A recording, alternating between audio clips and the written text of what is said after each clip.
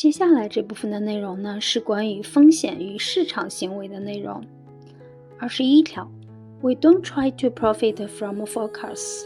We try to profit from buying businesses at attractive prices. 就是说，我们不试图从预测中获利，我们试图通过以有吸引力的价格购买企业来获利。这一条呢，强调巴菲特对市场预测的摒弃和价值投资的专注，补充风险与市场行为主题，突出理性决策。第22条 Risk comes from knowing what you are doing. 就是说呢，风险来自于您不知道自己在做什么。这一条重新定义风险，指出风险源于缺乏理解，而非市场波动，与能力圈原则紧密相关。第23条 The line separating investment and speculation, which is neither bright and clear, becomes blurred still further when most market participants have recently enjoyed the triumphs nothing sedates rationality like large doses of effortless money. 就说呢，投资与投机之间的界限从来都不是清晰明了。当大多数市场参与者最近都取得了成功时，这条界限就更加模糊了。没有什么比大量轻易得来的金钱更能麻痹理性了。这一条呢，就是警示市场泡沫中投机行为的危险。轻易利润可能导致非理性决策，忽视基本价值。第24条 Two super contagious diseases, fear and greed, will forever occur in the investment community. The timing of these epidemics is unpredictable. 这一条呢，是说恐惧和贪婪这两种极具传染性的疾病会周期性的在投资界爆发，这些瘟疫爆发的时间是不可预测的。就是说，要承认市场心理的周期性，情绪极端影响行为，投资者需保持理性，以应对不可预测的情绪波动。第25条 A hyperactive stock market is the pickpocket of enterprise. 就是说，高度活跃的股市是企业的扒手。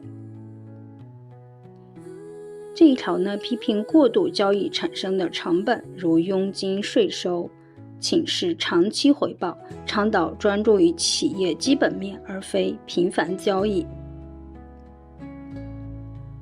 巴菲特呢，始终如一地将真正的投资风险定义为永久性资本损失的风险，以及错误判断企业长期经济基本面的风险，而非价格波动。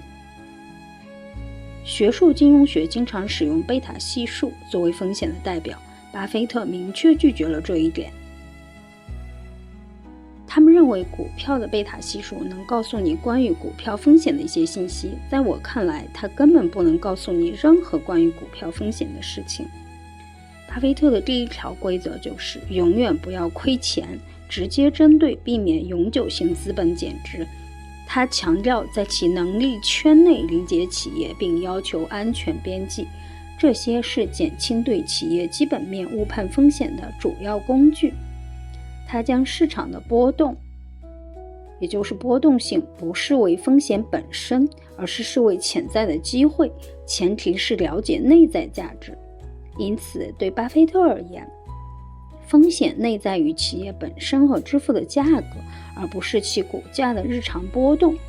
当然，投资者可以通过自己的行为使股票所有权变得极具风险，频繁交易，试图把握市场时机，不充分的分散投资等等，都可能摧毁一个长期股权所有者本应享有的可观回报。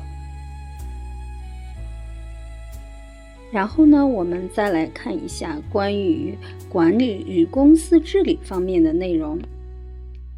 第26条 What drives behavior in an organization is culture far more than rules. 就是说呢，决定一个组织行为的更多的是文化，而非规章制度。这一条呢，强调道德企业文化对行为和长期成功的引导作用，优于单纯的规章制度，反映巴菲特对治理的深刻洞察。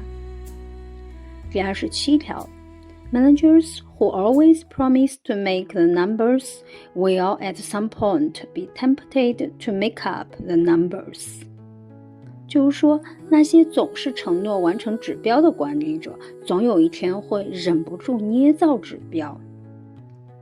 这一条呢，是警告持续达到盈利预期的管理层可能涉及会计操纵，提示投资者警惕短期行为的风险。第28条 We do not wish to join with managers who lack admirable qualities, no matter how attractive the economics of that business. 就是说，我们不愿意与缺乏可敬品质的管理者合作，无论他们的生意经济状况多么的吸引人。这一点呢，突出巴菲特对管理层品格的重视，强化管理公司治理主题，与诚信第一相呼应，但侧重点不同。第29条Somebody once said that in looking for people to hire, you look for 3 qualities: integrity, intelligence, and energy.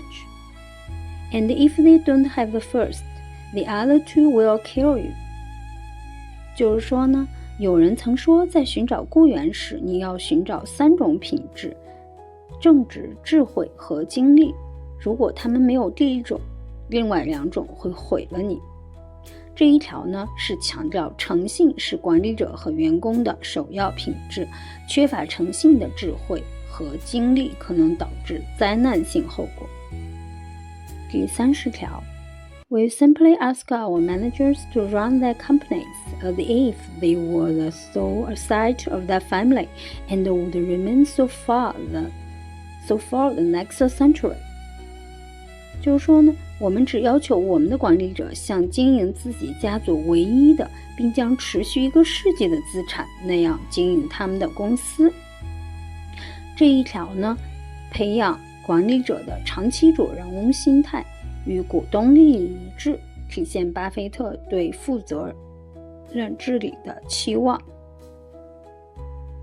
巴菲特关于公司治理和管理的理想模式，核心在于营造一种主人翁心态，即管理者如同股东资本的管家，具备长远眼光和高度的道德标准。巴菲特批评那些优先考虑扩张版图或账面盈利，而非真实经济实质的管理层。他赞扬那些像所有者一样思考的管理者。他的收购标准常常包括那些关心企业未来和员工福祉的买家。这表明他偏爱某种根深蒂固的文化契合。他强调诚信是不可妥协的品质，他要求管理者像经营自己家族未来100年唯一资产那样经营公司，这完美体现了他对长期管家精神的期望。因此，他的治理哲学旨在上市公司结构内复制专注的私人所有者所具备的勤勉、审慎和长远眼光。